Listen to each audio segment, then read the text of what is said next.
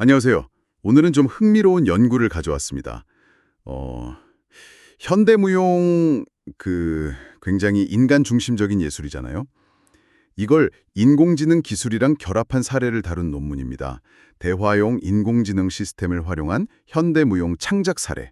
C대학교 무용과 학생들하고 한 10주 동안 수업을 진행한 실제 기록이에요. 네, 맞아요.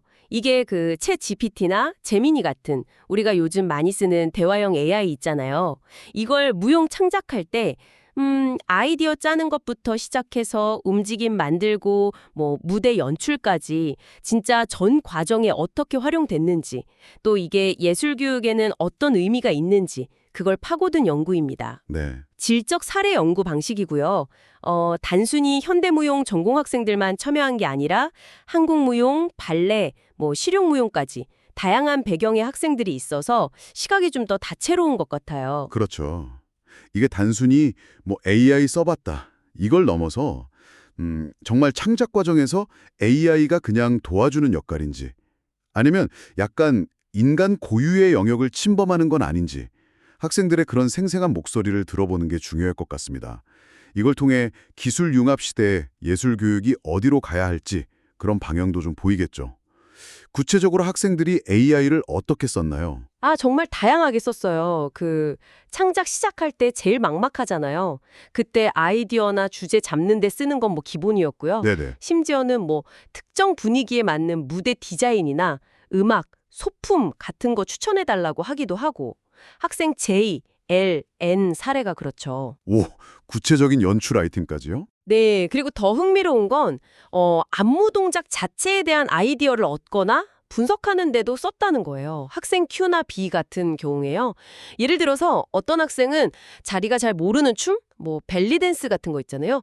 그런 거 기본 동작 정보를 AI한테 물어봐서 학습 도구처럼 쓰기도 했고요. 아, 벨리댄스 동작이요? 와, 그건 진짜 생각 못했네요. 확실히 정보 검색 측면에서는 엄청 빠르고 광범위하니까 강력한 조력자가 될 수 있겠네요? 그렇죠. 실제로 학생들이 가장 크게 느낀 긍정적인 효과가 바로 그거예요. 효율성.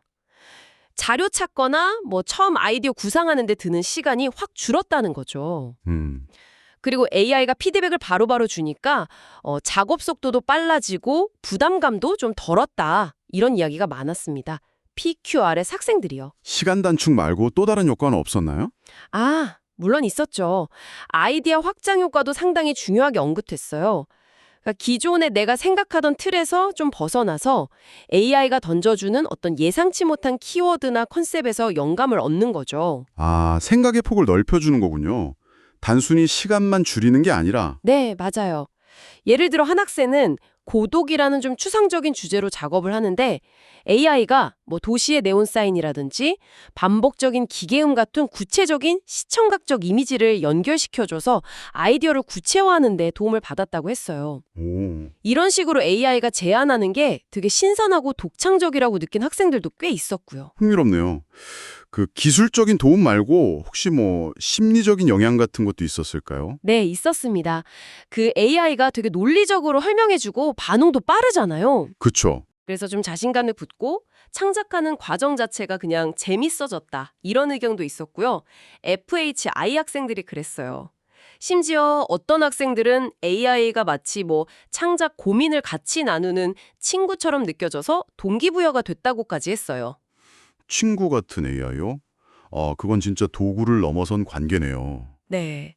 그리고 또 AI랑 대화하면서 자기 아이디어가 좀 더 명확해지고 또 작업 과정을 객관적으로 돌아보게 되는 뭐랄까 성찰의 계기가 됐다는 점도 중요한 결과예요. 그렇군요. 근데 기술이라는 게 항상 밝은 면만 있는 건 아니잖아요. 혹시 좀 한계나 우려 같은 목소리는 없었나요? 당연히 있었죠. 가장 많이 나온 이야기는 역시 예술적인 깊이의 한계예요. AI 답변이 좀 피상적이거나 반복될 때가 많고 인간의 복잡 미묘한 감정이나 진짜 독창적인 예술 감각 이런 걸 담아내기에는 아직 부족하다는 거죠.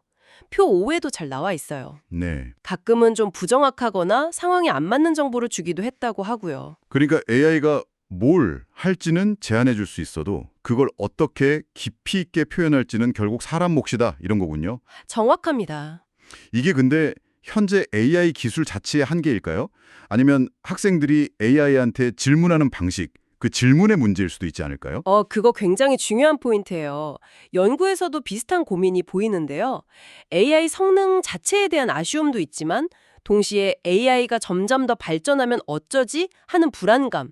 그러니까 창작의 주도권을 잃거나 인간 고유의 창의성이 좀 약해지는 거 아니냐? 이런 막연한 걱정을 하는 학생들도 있었어요. 네. 그래서 AI가 편리하긴 하지만 예술적인 디테일이나 감정 표현의 완성도를 위해서는 결국 AI 기능도 개선되어야 하고 또 인간의 해석과 손길이 꼭 필요하다. 이런 의견이 많았습니다. 이런 고민들이 비단 교육 현장만의 이슈는 아닐 것 같아요. 실제 무용계 흐름하고도 좀 연결되지 않나요? 맞습니다. 예전에는 사실 무용계에서 AI 활용에 대해 좀 회의적인 시각이 있었어요. 근데 최근 몇 년 사이에 진짜 주목할 만한 변화들이 있었죠. 예를 들면 안무가 웨인 맥그리거 같은 경우는 AI로 자기 안무 아카이브를 분석해서 새로운 움직임을 만드는 리빙 아카이브 프로젝트를 했고요. 아, 들어본 것 같아요. 네. 그리고 신창호 안무가의 비욘드 블랙 같은 작품에서는 아예 AI랑 협업해서 안무를 만들기도 했고요.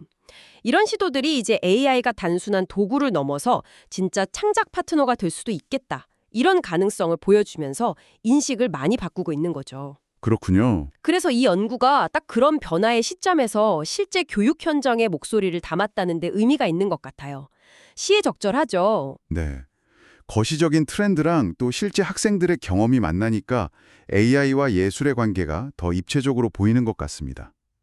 자, 그럼 오늘 살펴본 내용 핵심을 좀 정리해 볼까요? 네.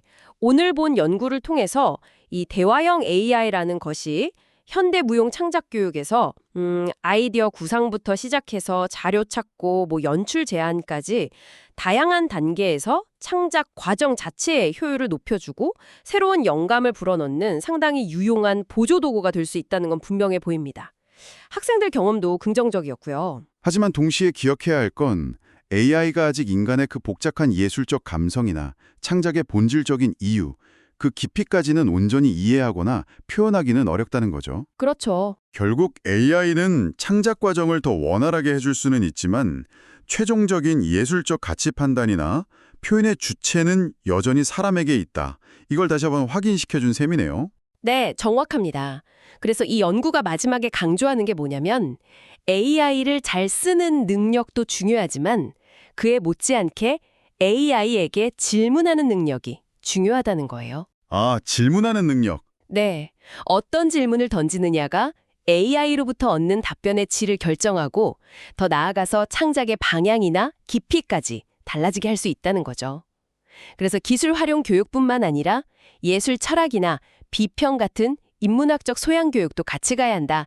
이런 제언을 하고 있습니다. 결국 AI라는 도구를 어떻게 쓸 거냐의 문제를 넘어서 이 도구를 통해 우리는 뭘 추구할 거냐, 어떤 가치를 담을 거냐, 이런 더 근본적인 질문으로 가게 되는군요. 어쩌면 미래의 예술가에게는 AI에게 어떤 질문을 던질 것인가, 이 능력 자체가 창작 기술만큼이나 중요해질 수도 있겠네요. 충분히 그럴 수 있다고 봅니다. 네, 이 질문의 무게를 한번 생각해 보시는 것도 흥미로운 시간이 될 것 같습니다.